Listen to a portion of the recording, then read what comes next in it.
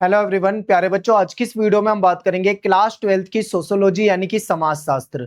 समाजशास्त्र जो हमारी ये बुक है भारतीय समाज, इसका हम चैप्टर नंबर 6 डिस्कस करने वाले हैं। सांस्कृतिक विविधता की चुनौतियां। ठीक है, बहुत ध्यान से आपको ये लेक्चर देखना है। ज्यादा बड़ा चैप्टर नहीं है, 1 घंटे के अंदर अपना चैप्टर हो जाएगा, तो आपको बहुत ध्यान से देखना है। हर एक चीज को बहुत अच्छे तरीके से समझना है। ठीक है, इससे पहले ये सारे चैप्टर भी मैंने करा दिए हैं। ये सारे चैप्टर आपको हमारी प्लेलिस्ट में मिलेंगे, तो आप जाके हमारे चैनल पे प्लेलिस्ट में जाइए, वहां पे ये सारे चैप्टर देख सकते हो। ठीक है, और जब आप 12th के बाद बीए में आ जाओगे, यानी बीए प्रोग्राम या फिर बीए ऑनर्स की पढ़ाई करोगे, तो उसके लिए आपको हमारे दूसरे चैनल पे जाना पड़ेगा, एकलव्य स्नातक। तो आप इसे अभी भी सब्सक्राइब कर सकते हो, और आपको आने वाले समय में आपको यहाँ पे हमारे बीए की वीडियो जो है वो उसकी जरूरत पड़ेगी। ठीक है, जैसे आप 12th पास होगे तो आप यहाँ पे हमसे जुड़ जाना। और अगर आप एमए के स्टूडेंट हो जाओगे, यानी कि बीए के भी 3 साल के बाद, 4 साल के बाद, तो आपको हमारे इस चैनल पे जाना है, एकलव्य इग्नू। ठीक है, यहाँ पे हम एमए की वीडियो बनाते हैं, एमए की क्लासें करवाते हैं, तो आप यहाँ पे जाकर देख सकते हो। अब बात करते हैं एक बार सिलेबस की। तो ये जो बुक है ये मैं आपको कंप्लीट कराऊंगा। सीबीएसई की बात करें तो उसमें 4 चैप्टर आते हैं, लेकिन अगर मैं दूसरे स्टेट बोर्ड की बात करूं तो वहां पे ज्यादा चैप्टर आते हैं। ठीक है, मैं तो कंप्लीट बुक कराऊंगा, यानी 1 से लेके 7 चैप्टर करा दूंगा। आपके सिलेबस में जो भी चैप्टर आता है आप उसको देख लेना। ठीक है, यानी सभी बोर्ड के हिसाब से कराया जाएगा। CBSE, RBSE, UP, Bihar, MP, Jharkhand, Chhattisgarh, UK, कोई भी बोर्ड हो, सब जगह काम आएगी हमारी वीडियो, क्योंकि एनसीईआरटी से ही आपको कंप्लीट सिलेबस कराने वाला हूं। और इसकी पीडीएफ आपको पता ही है, हमारे टेलीग्राम चैनल पे मिल जाएगी। Class 12th ESP new group, इसको ज्वाइन कर लो। यहाँ पे आपको पीडीएफ इसकी सारी अवेलेबल करा दी जाएगी। अब बात करते हैं, स्टार्ट करते हैं सबसे पहले अपने चैप्टर को। तो सबसे पहला जो हमारा पॉइंट है, जो आपको स्क्रीन पे दिख रहा है, वो है सांस्कृतिक विविधता और असमानताएं। ठीक है, यानी सबसे पहला टॉपिक क्या है? सांस्कृतिक विविधता। तो ये जो विविधता होता है, इसका क्या मतलब होता है? इसका मतलब होता है वैरायटी। आपको पता है कि जो भारत है, हमारा देश भारत है, ये एक बहुत बड़ा देश है और हमारी जनसंख्या बहुत ज्यादा है। ठीक है, 140 करोड़ से ज्यादा आबादी हमारे देश में रहती है, और इस देश में बहुत ज्यादा वैरायटी है, यानी बहुत ज्यादा विविधता है। यहाँ पे अलग अलग धर्म को मानने वाले लोग रहते हैं, अलग अलग जातियों में बटे हुए लोग हैं। ठीक है, उनकी संस्कृति आप देखोगे तो अलग है, और भाषाएं आपको देखने को मिलेगी, अलग अलग भाषा को बोलते हैं। उनका पहनावा आप देख लो, आपको साउथ में जाओगे तो अलग पहनावा मिलेगा, नॉर्थ में जाओगे अलग, नॉर्थ ईस्ट में जाओगे अलग, उनका पहनावा अलग है। ठीक है, उनका रहन सहन अलग है, कल्चर में आपको डिफरेंस दिखेंगे। यानी इतनी ज्यादा विविधता है हमारे समाज में, हमारी संस्कृतियों में, और उसके बाद भी हम सब क्या है? एक साथ रहते हैं, एक देश में रहते हैं। तो सांस्कृतिक विविधता को यहाँ पे हम समझने वाले हैं, और असमानता को समझने वाले हैं। ठीक है, आई होप आपको इतने में से ही सब कुछ समझ में आ गया होगा कि हम क्या डिस्कस करेंगे। तो चलिए देखते हैं। अब देखिए, विविधता में एकता, भारत की पहचान। अब आपको पता है कि हमारे देश में विविधता यानी वैरायटी बहुत ज्यादा है। अब विविधता इतनी ज्यादा है, अलग अलग अलग धर्मों को मानने वाले लोग रहते हैं, जातियों में बटे हुए लोग हैं, समुदाय, संस्कृति, कल्चर, पहनावा, रहन सहन, खान पान, सब कुछ अलग है। लेकिन ये इतनी वैरायटी होने के बाद भी हमारे देश में लोगों के बीच में एकता है। ठीक है, ये भारत की पहचान है। यानी भारत में क्या है? इतनी विविधता होने के बाद भी एकता देखने को मिलती है। तो विविधता का मतलब सिर्फ अलग अलग होना नहीं है। ये मत सोचना कि विविधता का मतलब सिर्फ अलग है, कि साउथ में अलग लैंग्वेज है, नॉर्थ में अलग लैंग्वेज है, साउथ का कल्चर थोड़ा हमसे अलग है, नॉर्थ वालों का अलग है, रीति रिवाज, परंपरा, रहन सहन, सब कुछ अलग है। इसका मतलब केवल अलग होना नहीं होता, बल्कि ये हमारी संस्कृति की खूबसूरती को भी दिखाती है कि हमारा कल्चर कितना खूबसूरत है। अलग अलग तरह के लोग हैं, उनकी विचारधाराएं अलग है, सब कुछ अलग होने के बाद भी, डिफरेंसेस होने के बाद भी, सभी भारत में एक साथ रहते हैं, मिलजुल कर रहते हैं, यानी उनके बीच में एकता है। तो ये क्या है? ये खूबसूरती को दिखाता है।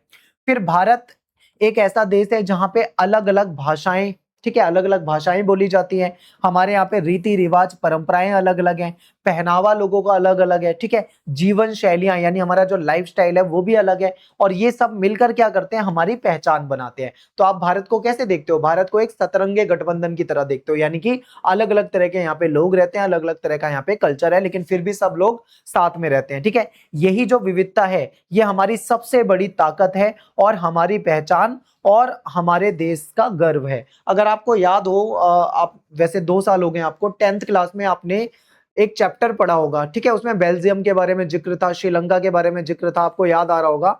तो आपने देखा होगा कि यूरोप के देश में, जो यूरोप की कंट्रीज हैं, वहां पे इस विविधता को अच्छा नहीं माना जाता है, इसको देश की एकता के लिए खतरा माना जाता है। और ये जो विविधता है, ये लोगों के बीच में होने के बाद ये आपस में ही लड़ते हैं। यूरोप में इसको अच्छा नहीं माना जाता, लेकिन हमारे देश में विविधता का सम्मान किया जाता है, किसी का कैसा भी कल्चर हो। ठीक है, कोई कैसी भी भाषा बोलता हो, कोई भी उसकी लैंग्वेज हो, कैसा भी उसका रहन सहन पहनावा हो, हमारे यहाँ पे सबका सम्मान किया जाता है। ठीक है, तो ये डिफरेंस भी आपको समझ में आना चाहिए।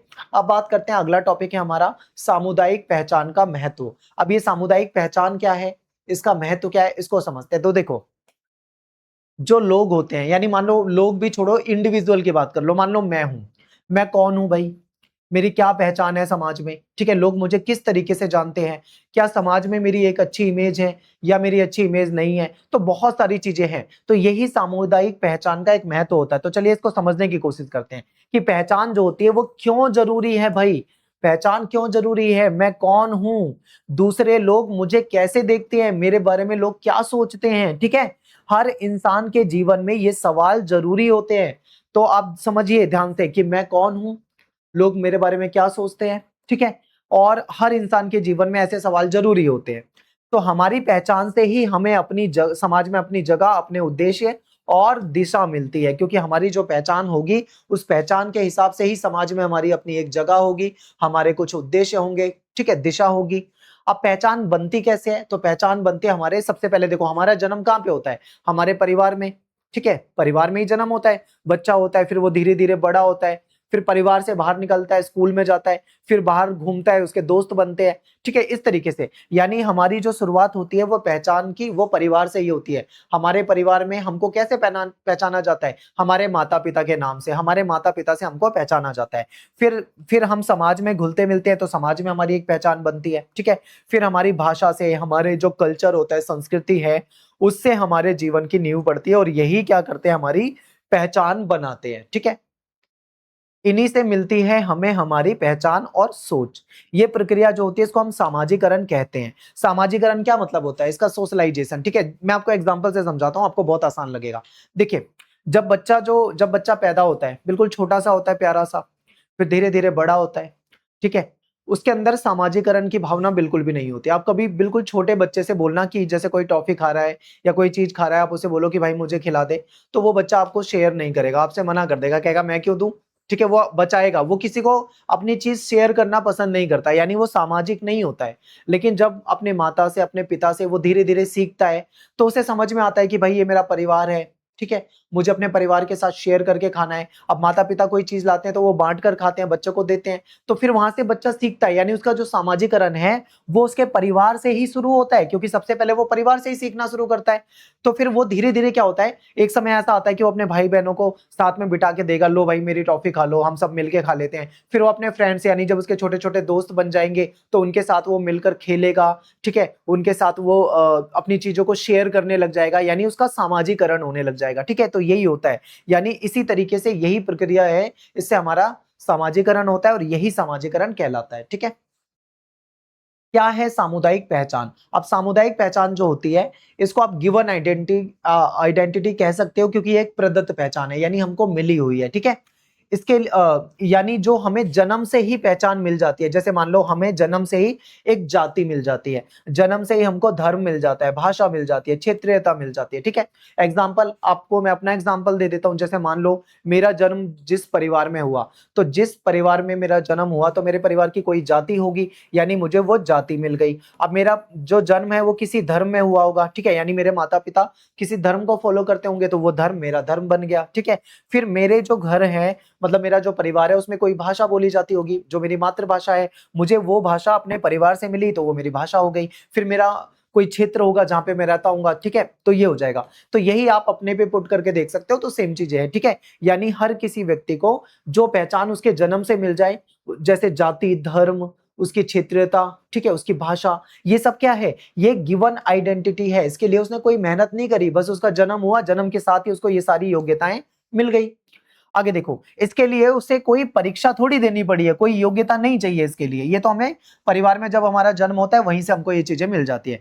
फिर भी हमें गर्व होता है, और अपनी इन चीजों से क्या होता है, हमें गर्व होता है, अपनापन होता है, और सुरक्षा भी हमको देती है। यानी हमें अपने धर्म पे गर्व होता है, अपनी जाति पे गर्व होता है, ठीक है, अपनी भाषा पे गर्व होता है, और ये हमें एक पहचान देती है। अब भावनात्मक जुड़ाव। अब देखो, लोग जो होते हैं वो अपने समुदाय से गहराई से भावनात्मक रूप से जुड़े होते हैं। लोग क्या करते हैं, अपने समुदाय से जुड़ाव महसूस करते हैं, अपनी जाति से, अपने धर्म से, अपने लोगों से, ठीक है। और इस ये जो जुड़ाव होता है ये इतना गहरा होता है कि अगर कोई इस पहचान को चुनौती दे तो लोग आक्रोश में आ जाते हैं, गुस्से में आ जाते हैं, हिंसा करने लग जाते हैं। आपने देखा होगा ना कि कोई किसी के धर्म को, किसी की जाति को अगर कुछ उल्टा सीधा बोल दे तो लोग गुस्से में आ जाते हैं। क्यों? क्योंकि वो अपने धर्म, अपनी जाति पे गर्व महसूस करते हैं। ठीक है, तो ये हमें समझना है। अब बात करते हैं जब पहचान बनती है विवाद का कारण, यानी ये जो पहचान होती है ये एक विवाद का कारण भी बन सकती है, बन जाती है, बन सकती नहीं बल्कि बन जाती है। तो ये कैसे बनती है तो इसको समझते हैं। देखिए, जब दो समुदाय टकराते हैं, किस चीज को लेके? धर्म को लेकर। जब अलग अलग धर्म के लोग आपस में टकरा जाएं, उनके बीच में लड़ाई झगड़ा संघर्ष हो जाए, हिंसा हो जाए, या जब दो जाति के लोग आपस में टकरा जाए, दो देश के लोग भी आपस में टकरा सकते हैं, यानी जब दो समुदाय आपस में टकरा जाते हैं तो ये जो पहचान होती है क्या बन जाती है? एक विवाद का कारण बन जाती है।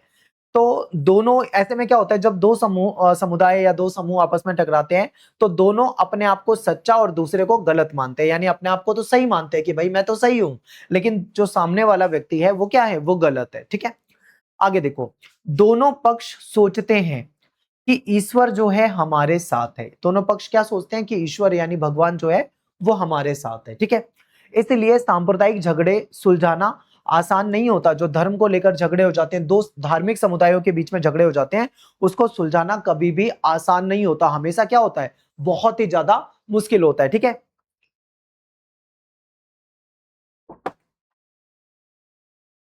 आगे चलते हैं। अगला टॉपिक हमारे सामने है राज्य और राष्ट्र। इसमें क्या अंतर होता है इसको समझते हैं। तो देखिए, राज्य जो है ये एक ऐसा क्षेत्रीय समुदाय होता है जो प्रभुत्व संपन्न या फिर संप्रभु कह लो, ये संप्रभु सरकार के द्वारा संचालित होता है और बाहरी नियंत्रण से मुक्त होता है। ठीक है, जैसे मान लो कोई क्षेत्र है, अब इस क्षेत्र की अपनी एक सरकार है, अब यहाँ पे बहुत सारे लोग रहते हैं। ठीक है, अब ये सरकार क्या है? संप्रभु है। संप्रभु होने का मतलब है कि उसके पास अधिकार है, वो अपने क्षेत्र के लिए स्वतंत्र होकर डिसीजन ले सकती है, यानी वो सरकार अपने क्षेत्र के लिए, अपने लोगों के लिए स्वतंत्र होकर डिसीजन ले सकती है। ठीक है, वो संप्रभु है, प्रभुत्व संपन्न है, उसके पास वर्चस्व है। ठीक है, तो ऐसी सरकार के द्वारा जो संचालित होता है क्षेत्र, उसको हम एक तरीके से राज्य कहते हैं। ठीक है, और ये बाहरी नियंत्रण से मुक्त होता है। बाहर का नियंत्रण यहाँ नहीं होगा, सरकार स्वतंत्र होगी, अपने हिसाब से डिसीजन ले पाएगी। अगर मान लो कोई बाहरी देश दबाव बनाता है और सरकार को मजबूरी में डिसीजन लेने पड़ते हैं बाहरी देश के हिसाब से, तो फिर वो संप्रभु सरकार काहे की हुई? क्योंकि अगर उसको डिसीजन किसी के दबाव में लेना पड़ रहा है तो वो सरकार फिर संप्रभु नहीं है।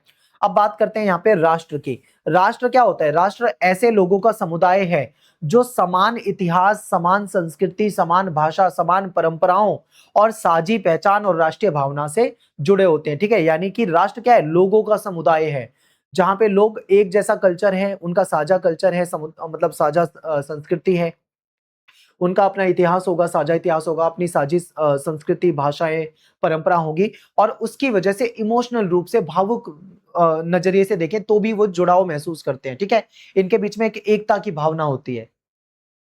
तो ये हमारा राष्ट्र और राज्य हो गया। अब बात करते हैं राष्ट्र राज्य यानी कि नेशन स्टेट। अब ये नेशन स्टेट क्या है? ये एक आधुनिक कल्पना है, आधुनिक यानी आधुनिक समय में आया हुआ है। ठीक है, तो राष्ट्र राज्य जो है वो आधुनिक राज्य है। राष्ट्र राज्य क्या है? यानी नेशन स्टेट जो है एक आधुनिक राज्य है। यहाँ पे ज्यादातर जो लोग हैं ये समान राष्ट्रीय पहचान रखते हैं, यानी इस क्षेत्र में जो लोग होते हैं इनकी समान राष्ट्रीय पहचान होती है, और इनमें निश्चित सीमा संप्रभु सरकार और नागरिक होते हैं, यानी इसका एक अपना बॉर्डर होगा इस क्षेत्र का। ठीक है, निश्चित सीमा होगी, वहां पे अपनी एक सरकार होगी जो संप्रभु होगी। संप्रभु होगी तो यानी स्वतंत्र सरकार होगी जो कि डिसीजन ले सकती है अपने यहाँ अपने लोगों के लिए, और यहाँ के अपने खुद के नागरिक होते हैं, एक जनता होती है। ठीक है, तो ये क्या है? ये नेशन स्टेट है, एक आधुनिक विचार है, आप ऐसा मान लो इसे। अब इसकी कुछ विशेषताओं की बात करते हैं। सबसे पहली विशेषता है साझी पहचान, क्योंकि लोग जो होते हैं यहाँ पे इनकी समान संस्कृति होगी, भाषा एक जैसी होगी, इतिहास एक जैसा होगा, और इनकी परंपराएं एक जैसी होंगी, तभी ये आपस में एक दूसरे से जुड़े होते हैं। फिर राष्ट्रीय एकता, क्योंकि नागरिक जो है वो अपने देश के प्रति अपनापन यानी देश के प्रति प्रेम होता है, प्रेम का भाव होता है, अपनेपन का भाव होता है, और एकता की भावना उनके अंदर होती है। ठीक है, अगला पॉइंट देखते हैं, निश्चित सीमा, यानी प्रत्येक जो नेशन स्टेट होता है, जो राष्ट्र राज्य होता है, उसकी अपनी एक तय सीमा होती है और एक सरकार होती है। जैसे मान लीजिए ये कोई देश है, ठीक है, मान लीजिए कोई देश है, उसका ये मतलब अपना एक बॉर्डर है।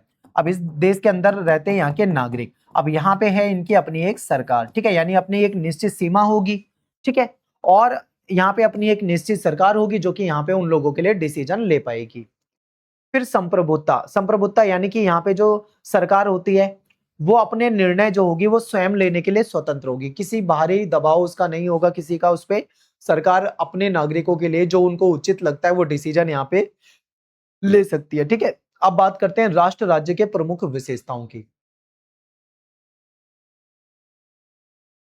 तो इसमें कुछ पॉइंट और हैं जो हमें यहाँ पे देखने हैं, ठीक है। चलिए एक एक करके सारे पॉइंट देखते हैं।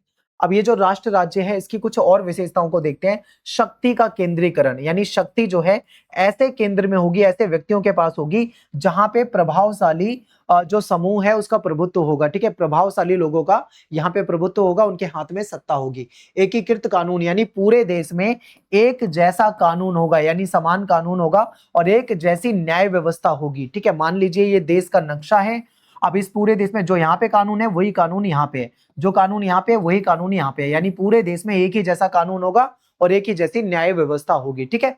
आगे चलते हैं। राजकीय भाषा, यानी यहाँ पे एक भाषा को प्रशासन और सार्वजनिक संस्थाओं में प्रमुख स्थान मिलेगा।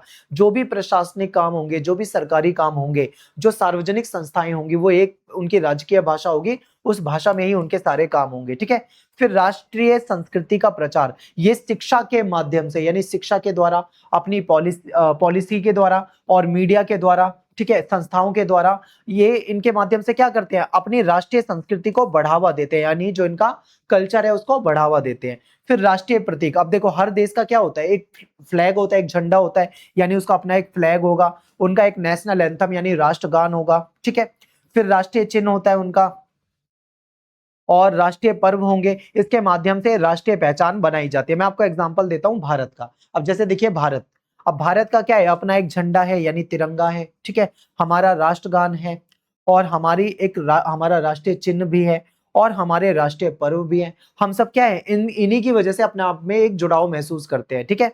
फिर राष्ट्रीय संसाधनों पर नियंत्रण, तो हमारी जो मतलब उस देश की जो भूमि होगी, जंगल होंगे, जल होगा, ठीक है, या जो प्राकृतिक संसाधन होंगे उस पे उस राज्य का अधिकार होगा, वहां की सरकार का अधिकार होगा, ठीक है। सरकार वहां के लिए क्या कर सकती है, वहां पे डिसीजन ले सकती है। अब बात करते हैं अगले पॉइंट की। तो नेक्स्ट पॉइंट है हमारा सांस्कृतिक विविधता और भारत राष्ट्र राज्यों के रूप में। तो देखते हैं सांस्कृतिक विविधता को देखते हैं और भारत को देखते हैं राष्ट्र राज्य के रूप में, समझने की कोशिश करते हैं। तो सबसे पहले हम बात करेंगे भारत की विविधता के बारे में।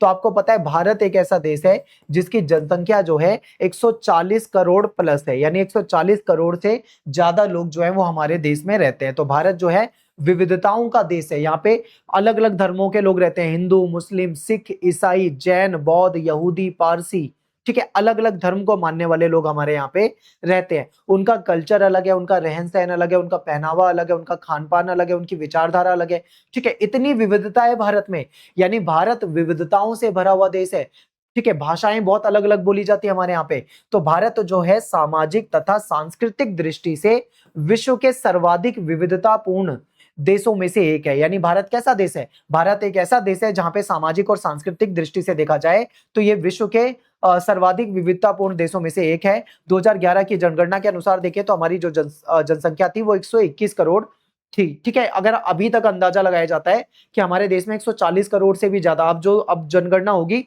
हो सकता है उसमें कहीं 150 करोड़ ना पहुंच जाए हमारी जनसंख्या, तो ऐसा अनुमान लगाया जाता है, ठीक है। और एक्यूरेट अगर हम 2011 की जनगणना से देखें तो 121 करोड़ मान के चलिए। और जनसंख्या की दृष्टि से विश्व में दूसरा स्थान भारत का है। पहले नंबर पे कौन आता है, चीन आता है, ठीक है, और दूसरे नंबर पे भारत आता है। और ऐसा अनुमान लगाया जा रहा है कि जल्दी ही हम पहले स्थान पे आ जाएंगे। यानी अगर हम जनसंख्या पे कंट्रोल नहीं करते हैं, जनसंख्या को इसी गति से बढ़ने देते हैं, तो हो सकता है कि आने वाले समय में हम चीन को भी पीछे छोड़ दें और हमारी जो जनसंख्या है वो चीन से भी आगे निकल जाए, ठीक है। अब बात करते हैं भाषाई विविधता की। तो देखिए भारत में लगभग 1632 भाषाएं और बोलियां बोली जाती है, यानी हमारा जो देश है यहाँ पे 1632 भाषाएं बोली जाती हैं और बहुत सारी बोलियां हैं। और 22 भाषा जो है इसको संविधान की 8वीं अनुसूची में स्थान मिला हुआ है। तो आप सोचो कि कितनी सारी भाषाएं हैं जो भारत में बोली जाती है। तो आप ये इसी से अंदाजा लगा सकते हो कि अपने देश में कितनी ज्यादा विविधता है, कितनी ज्यादा वैरायटी है, ठीक है। अब बात करते हैं धार्मिक विविधता की। हमारे यहाँ पे धार्मिक विविधता भी है। मैं आपको बता चुका हूं कि हमारे यहाँ पे अलग अलग धर्मों को मानने वाले लोग रहते हैं, ठीक है। हमारे यहाँ पे जो बहुसंख्यक है, यानी जिसकी संख्या ज्यादा है, तो वो समाज क्या है, वो सनातनी है, ठीक है, यानी सनातन को मानने वाले लोग हैं, हिंदू धर्म के लोग हैं, ठीक है। 80% ये 2011 की जो जनगणना है उसके हिसाब से आंकड़े होंगे, ठीक है। और आने वाले समय में जो दूसरी जनगणना होगी तो वहां पे डेटा बदल जाएगा। अब बात करते हैं मुस्लिम, ये सेकंड लार्जेस्ट अगर जनसंख्या के हिसाब से देखें तो इनकी आबादी है। फिर ईसाई आ जाते हैं, सिख आ जाते हैं, बौद्ध आ जाते हैं और जैन आ जाते हैं। आपको यहाँ पे लग रहा होगा कि केवल 1.7% या फिर केवल 0.7% है, लेकिन ये बहुत बड़ी जनसंख्या हो जाती है, क्योंकि हमारी पूरी जनसंख्या को अगर जब आप कंपेयर करोगे तो ये भी जनसंख्या काफी बड़ी आपको देखने को मिलती है। इन छोटे प्रतिशत, आपको लग रहा होगा काफी छोटा प्रतिशत है, इसके बावजूद भी जनसंख्या के आधार पे ये जो समुदाय हैं इनकी संख्या भी काफी ज्यादा है भारत में। अब बात करते हैं पॉइंट नंबर 4। पॉइंट नंबर 4 है संविधान और धर्मनिरपेक्षता। कहने का मतलब है कि हमारे देश में जो संविधान है, संविधान के तहत हमारे यहाँ पे धर्मनिरपेक्षता का पालन किया जाता है। धर्मनिरपेक्षता का मतलब है कि भारत का कोई धर्म नहीं होगा आधिकारिक रूप से, ठीक है। यहाँ पे सभी धर्मों को मानने वाले लोग रहेंगे और रहते भी हैं, और सभी को अपना धर्म को अपने तरीके से मानने की पूरी आजादी है, ठीक है। तो यही चीज है, और हमारा संविधान जो है वो इसको मान्यता भी देता है। और जो सांस्कृतिक पहचान है उसको हमारा संविधान क्या करता है, संवैधानिक मान्यता देता है। अल्पसंख्यक जो समुदाय हैं उनको भी हमारा संविधान जो है मजबूत सुरक्षा प्रदान करता है। इसके बाद जो अगला पॉइंट है ये आपको समझना है, भारत की नीति ना तो आत्मसातकरण है, ठीक है, और ना ही एकीकरण वाली है। अब ये आत्मसातकरण का मतलब होता है मिला लेना या फिर खत्म कर देना, ठीक है। यानी कि जैसे मान लो कोई देश है, अब उस देश में एक कल्चर के लोग रहते हैं, उनका एक कल्चर है, अब वहां पे अन्य कल्चर के लोग भी रहते हैं, लेकिन जो एक कल्चर के लोग रहते हैं मान लो उनकी संख्या ज्यादा है, अब वो क्या करें, दूसरे कल्चर के लोगों को खत्म करना शुरू कर दे, बोले कि भाई हमारा कल्चर अपनाओ, हमारे जैसे बन जाओ, ठीक है। यानी उनको खत्म कर देना, अपने में मिला लेना, इसको आत्मसातकरण कहा जाता है। लेकिन भारत में ऐसा नहीं है, जो जिस धर्म का है, जो जिस जाति का है, जो जिस विचारधारा का है, उसको वो विचारधारा मानने का पूरा अधिकार है, ठीक है। लोग अपने धर्म को, अपनी विचारधारा को रख सकते हैं, उसमें कोई मनाही नहीं है। यानी हमने ना तो आत्मसातकरण को माना है और ना ही एकीकरण को। अब एकीकरण क्या है, एकीकरण का मतलब होता है एक ही सांचे में ढाल देना। एक ही सांचे में डालने का मतलब होता है सबको एक जैसा बना देना। मैं आपको एक एग्जांपल देता हूं, जैसे मान लो 3-4 फ्रूट्स हैं। अब मान लो मेरे हाथ में, एक हाथ में है अमरूद, ठीक है, फिर मैं दूसरे हाथ में मैंने बनाना ले लिया, मैंने पपाया ले लिया, पाइनएप्पल ले लिया, तो मैंने 3-4 तरह के फ्रूट्स ले लिया। अब क्या है, वो सारे अलग अलग फ्रूट्स हैं, मैं आपके सामने रखूंगा, आप बता दोगे भाई ये वो वाला फल है, ये वो वाला फल है। लेकिन मैंने सबको छील छाल के मिक्सर में डाल के उसका जूस बना दिया मान लीजिए, ठीक है। अब मैंने जूस बना दिया, तो अब आप जूस देख के बता पाओगे कि इसमें कौन सा फ्रूट मिला हुआ है, नहीं पता लग पाएगा। यानी सबको क्या करा, मैंने एक सांचे में डाल दिया। तो वही चीज यहाँ पे है, यानी भारत में जो जिस कल्चर का है वो अपने कल्चर को मान सकता है। ऐसा नहीं है कि सबको एक जैसा बना दो, कि जो एक समुदाय है वो दूसरे समुदाय पे दबाव डाले कि तुम हमारे जैसे बनो, हमारी ही चीजों को अपनाओ, ऐसा नहीं है, ठीक है। यूरोप के देशों में कुछ जगह पे ऐसा हुआ था, जिसकी वजह से वहां पे बहुत ज्यादा संघर्ष भी हुआ था। फिर समस्या कहां पे है, तो समस्या क्या है कि भारत में कानून की, सिद्धांत की कोई कमी नहीं है। इतने कानून है भारत में, कोई कमी ही नहीं है, लेकिन वो कानून लागू कराने की समस्या है, यानी कानून का पालन कराने की और उसको क्रियान्वयन कराना, उसको सही तरीके से लागू कराना, इसकी हमारे यहाँ पे क्या है, कमी है, ठीक है। आगे चलते हैं। अगला पॉइंट है सांस्कृतिक विविधता और भारत में क्षेत्रवाद। तो भारत में अलग अलग भाषा, अलग अलग कल्चर, अलग अलग जनजाति यानी शेड्यूल्ड ट्राइब, ठीक है, जिनको शेड्यूल्ड ट्राइब की कैटेगरी में रखा गया है, वैसे इसको ट्राइब्स कहा जाता है। और अलग अलग धर्म होने के कारण क्षेत्रवाद पैदा होता है। क्षेत्रवाद का मतलब क्या होता है, जैसे मान लो कोई व्यक्ति है, वो मान लो उत्तराखंड का है, ठीक है, मान लो कोई उत्तराखंड का व्यक्ति है, अब उसका स्टेट जो है वो उत्तराखंड है। अगर वो अपने क्षेत्र की बात करे, केवल अपने क्षेत्र का विकास करने की बात करे, तो ये क्षेत्रवाद की भावना होती है। लेकिन अगर कोई मतलब सॉरी, कोई व्यक्ति ऐसा बोले कि मेरे स्टेट का तो विकास हो, लेकिन साथ के साथ मेरे भारत यानी मेरे पूरे देश का विकास हो, तो ये एक तरीके से आप देखो राष्ट्रवाद की भावना है, ठीक है। क्षेत्रवाद की भावना में अपने क्षेत्र की बात होती है। तो यहाँ पे क्षेत्रवाद क्यों पनपता है, क्योंकि भाषाएं अलग अलग है, संस्कृति अलग अलग है, कई जगह पे जनजातियां अलग अलग रहती हैं, इसकी वजह से हमारे यहाँ पे क्षेत्रवाद की भावना पैदा होती है। अपने क्षेत्र की पहचान और विकास में जो पीछे रह जाते हैं उनकी भावना जो होती है, उसमें क्षेत्रवाद और ज्यादा बढ़ जाता है। जैसे मान लो मैं आपको एग्जाम्पल देता हूँ, 2 स्टेट हैं, ठीक है। अब मान लीजिए एक है स्टेट बिहार और एक स्टेट है यूपी, ठीक है। अब मान लो यूपी जो है उसका डेवलपमेंट ज्यादा हो गया, ठीक है, इसका डेवलपमेंट ज्यादा हो गया, लेकिन बिहार का डेवलपमेंट जो है वो ज्यादा नहीं हो पाया, यानी कम रह गया। तो ऐसे में जहां का डेवलपमेंट कम होगा वहां के लोगों को क्या महसूस होगा कि भाई दूसरा स्टेट तो हमसे आगे निकल गया, हमारे यहाँ तो इतना विकास हुआ नहीं, तो कहीं ना कहीं उसके अंदर क्षेत्रवाद की भावना पनपेगी। तो ये भी क्या होता है, एक कारण बनता है। फिर भारतीय संघीय व्यवस्था, हमारे यहाँ पे संघवाद है और सभी क्षेत्रों को साथ लेकर चलती है, देश में एकता बनाए रखती है, तो ऐसे में क्षेत्रवाद की भावना संघवाद की वजह से थोड़ा कमजोर भी होती है। ठीक है, अब आगे क्या करेंगे, एक एक करके पॉइंट में समझेंगे।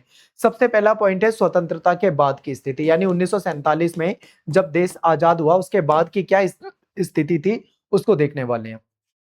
तो आजादी के बाद भारत में बड़े बड़े प्रांत थे, यानी भारत में आजादी के बाद देखा जाए तो बड़े बड़े प्रांत होते थे। ये छोटे छोटे स्टेट तो बाद में बने, वो प्रांत जब टूटे हैं तब स्टेट बने हैं। ठीक है, तो इन प्रांतों में अलग अलग भाषाएं बोलने वाले लोग रहते थे और अलग अलग समुदाय में समुदाय के लोग रहते थे। जैसे कि एग्जाम्पल है बम्बई प्रांत, जिसको बॉम्बे प्रांत कहा जाता था। इसमें मराठी, गुजराती, कन्नड़, कोंकणी, ये सब भाषा बोलने वाले लोग रहते थे। मद्रास प्रांत की बात करें, जैसे मान लीजिए यहाँ पे एक बहुत बड़ा हिस्सा होता था मद्रास का, जिसमें तमिल आ जाएगा, तेलुगु आ जाएगा, कन्नड़ आ जाएगा, मलयालम आ जाएगा, ये भाषा बोलने वाले लोग रहते थे।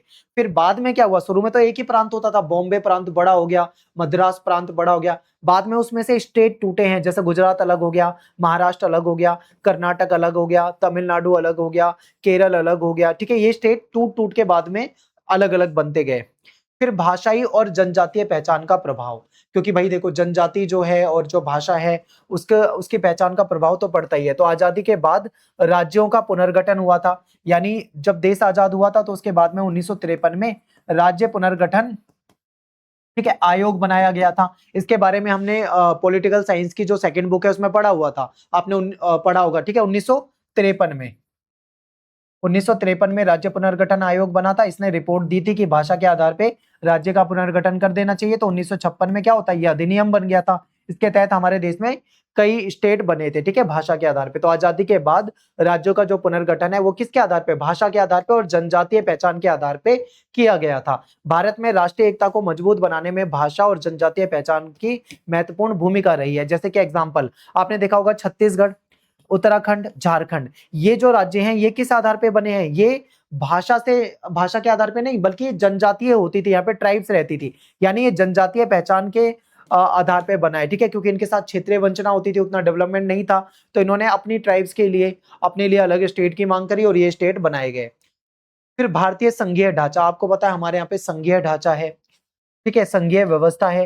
हमारे यहाँ पे टोटल 28 राज्य हैं और 8 जो है यूटी यानी कि यूनियन टेरिटरी, जिसको हम केंद्र शासित प्रदेश कहते हैं, ये हैं। संविधान जो है राज्य और केंद्र की शक्तियों को तय करता है, यानी हमारे यहाँ पे राज्य की सरकार जो है उसकी अपनी शक्तियां हैं, केंद्र की सरकार जो है उसकी अपनी शक्तियां हैं। और ये कौन तय करेगा, संविधान तय करेगा, संविधान के दायरे में ही ये शक्तियां मिलती है। हमारे यहाँ पे 3 सूचियां हैं, संघ सूची, राज्य सूची, समवर्ती सूची। संघ सूची पे केंद्र की सरकार कानून बनाती है, राज्य सूची पे राज्य की सरकार कानून बनाती है, और तीसरी है संवर्ती सूची। संवर्ती सूची पे कौन सरकार कानून बना सकती है, तो दोनों ही सरकार कानून बना सकती है, यानी यहाँ पे राज्य की सरकार भी कानून बना सकती है और यहाँ पे चाहे तो केंद्र की सरकार भी कानून बना सकती है। मान लो कोई विवाद हो जाता है तो किसका कानून माना जाएगा, केंद्र की सरकार का कानून यहाँ पे माना जाता है। ठीक है, वित्त आयोग राजस्व के बंटवारे की सिफारिश करता है। अब बात करते हैं राज्य निर्माण की प्रक्रिया। केवल क्षेत्रीय भावनाएं काफी नहीं है राज्य बनाने के लिए, यहाँ पे चाहिए संवैधानिक और प्रशासनिक व्यवस्था, ये भी चाहिए होती है, तभी जाके कोई स्टेट बनता है। और हर भारत में अगर राज्य की बात करें तो हर राज्य भारत के संघीय ढांचे का हिस्सा बनकर ही काम करता है। ठीक है, बेशक से अलग स्टेट हो कोई, लेकिन वो हमारे संघीय ढांचे के अंदर ही काम करेगा।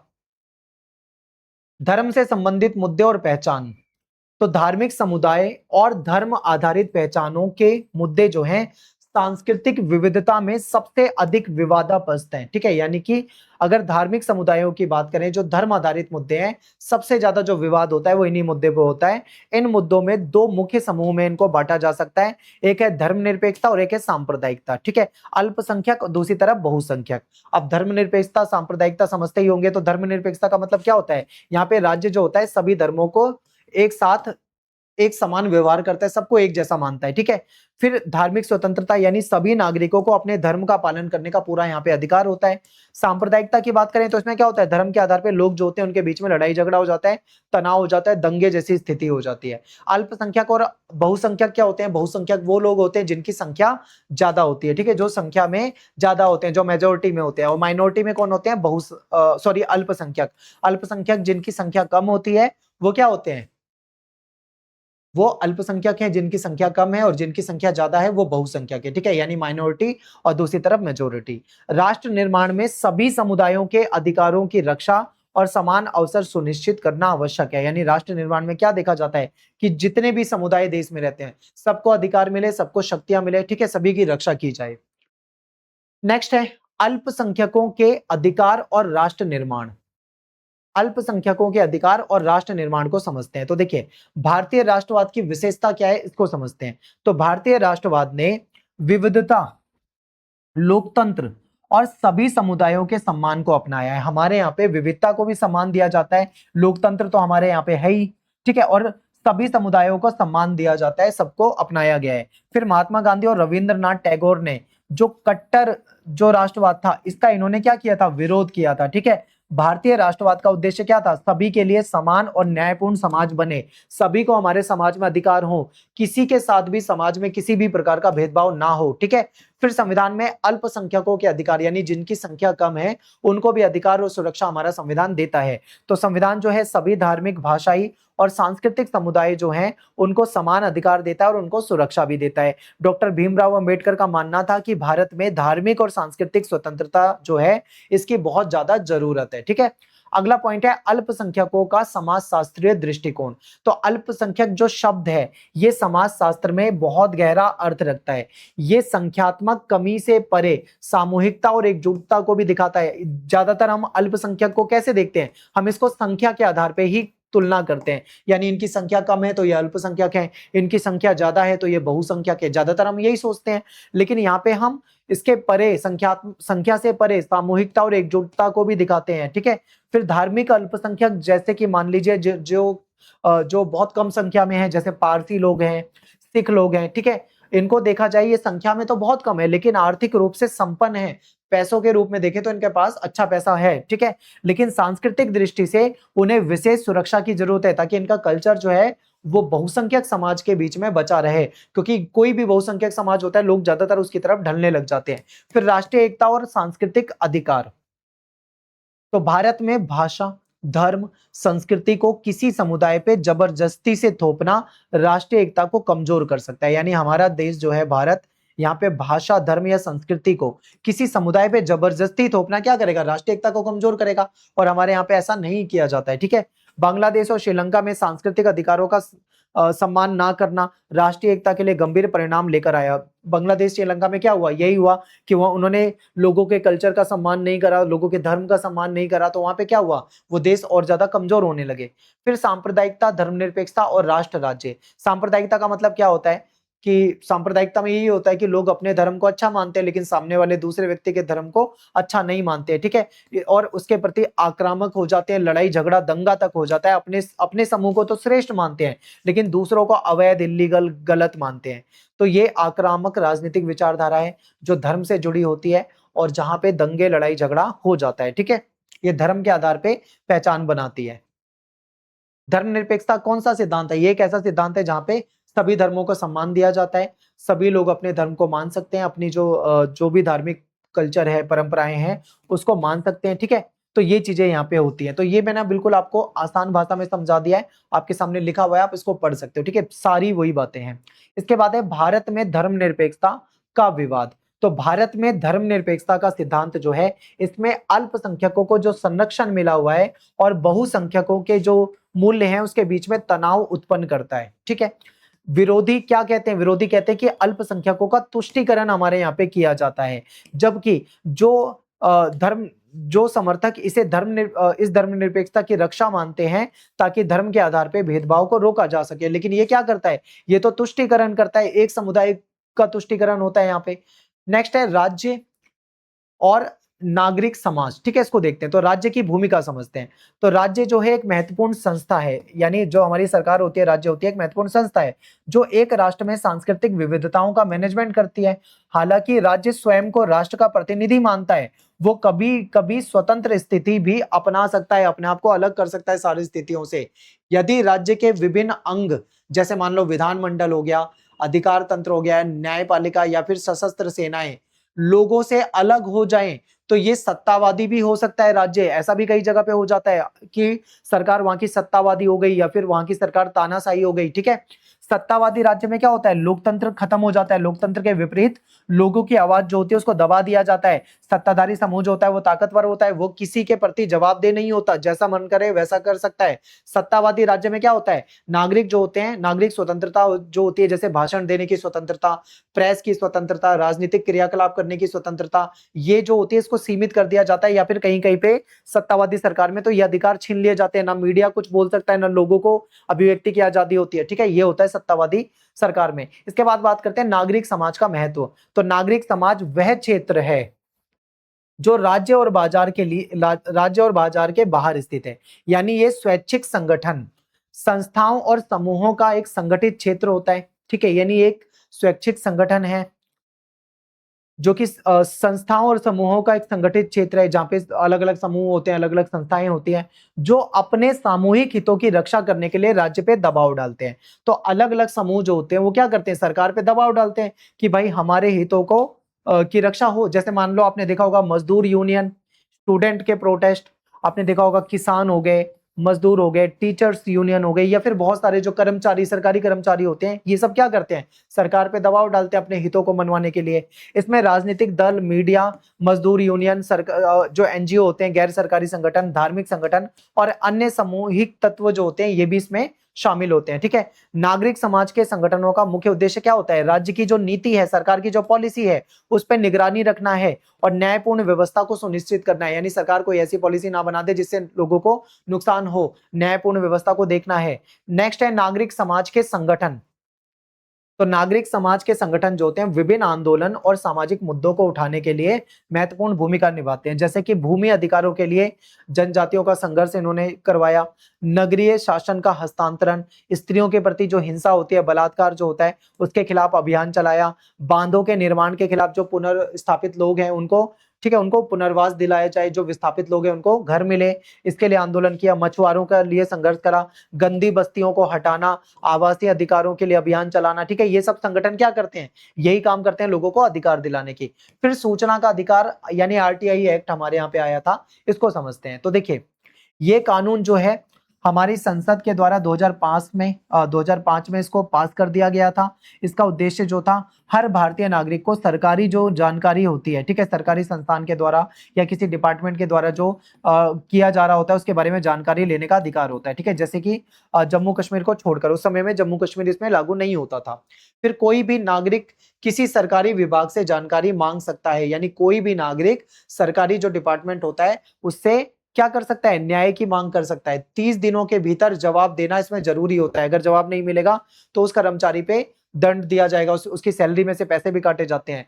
फिर सूचना का अधिकार अधिनियम 2005 के लाभ क्या हुए, अब सूचना मांगने का अधिकार मिल गया, यानी कोई भी नागरिक किसी भी सरकारी जानकारी के लिए आवेदन कर सकता है। सरकारी योजनाओं की जानकारी उनको मिल सकती है, ठीक है, कौन सी योजना चल रही है, कहाँ पे चल रही है। दस्तावेज जो है इसकी फोटोकॉपी प्राप्त करने का उसको अधिकार होता है, यानी उसकी फोटोकॉपी ले सकता है। रिकॉर्ड और फाइल जांचने का, यानी सरकारी फाइल और रिकॉर्ड को वो देख सकता है। सरकारी कार्य जो है उसका प्रमाण देखना, यानी कार्यों का सबूत देखना, जैसे माप, नमूने आदि। यानी कई बार क्या होता है, कुछ सरकारी नीतियां होती है वो कागजों में रह जाती हैं, एक्चुअल में होता नहीं है, तो उसको जांचने के लिए जानकारी ली जा सकती है। विभिन्न माध्यमों से जानकारी जुटाना, ठीक है, यानी सूचना जो है pen drive, video, audio, email आदि से मिल सकती है यहाँ पे। तो यहाँ पे अपना ये लेक्चर खत्म हो जाता है। आई होप आपको समझ में आया होगा अच्छे तरीके से। अगर आपको जरा भी डाउट है तो आप वीडियो को 2 बार देख लीजिए। आसान चैप्टर है, ज्यादा बड़ा चैप्टर नहीं है, ठीक है। तो सारी मेन चीजें आपको मैंने यहाँ पे बता दी है। मेरा नाम सत्येंद्र प्रताप है, आप मुझे इंस्टाग्राम पे फॉलो कर सकते हो एकलव्य स्टडी पॉइंट के नाम से, और ये मेरा यूजर नेम है। आपको कुछ पूछना है तो आप डायरेक्ट मुझको वहां पे मैसेज कर सकते हो, ठीक है। मिलते हैं आपसे नेक्स्ट वीडियो में। Thanks for watching. जय हिंद, जय भारत। आप सभी से रिक्वेस्ट है वीडियो को लाइक कर दें, शेयर कर दें और कॉमेंट जरूर कर दें।